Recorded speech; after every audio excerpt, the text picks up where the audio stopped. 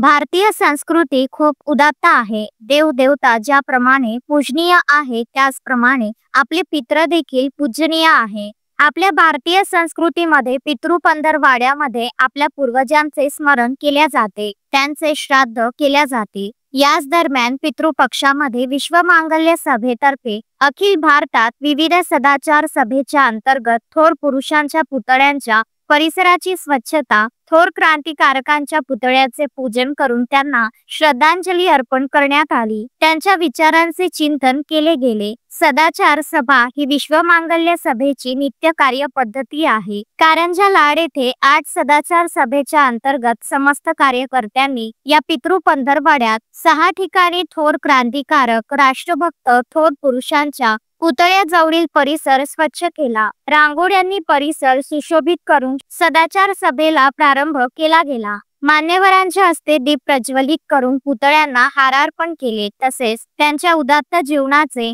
त्यांच्या कार्यांचे, त्यांच्या देशाप्रती केलेले समर्पण, त्यागवृत्ती यांचे स्मरण प्रमुख वक्त्यांच्या भाषणातून केले गेले। पितृपक्षातील सदाचार सभा यशस्वी करण्यासाठी दीपा पायल, सोनाली पायल, वीणा दिग्रसकर, अनघा देशपांडे, जया आरोडकर, निशा गाढवे, नम्रता भोपाळे, सीमा मुघल, गायत्री धर्माधिकारी, सुरेखा दंडवते, किरण पिंपळकर, शीतल काकडे, मोना देशपांडे, प्रतीक्षा देसाई, पियुषा भोयर, एकता गायकवाड, रीता पुरी, नीता ठाकरे, कोमल विभूते यांनी व समस्त कार्यकारिणीने मेहनत घेतली।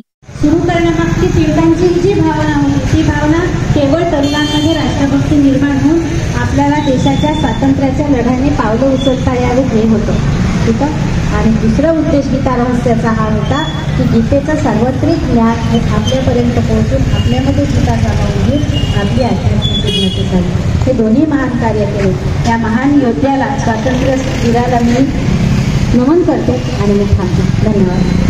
अक्षय लोटे, विदर्भ न्यूज, कारंजा लाड।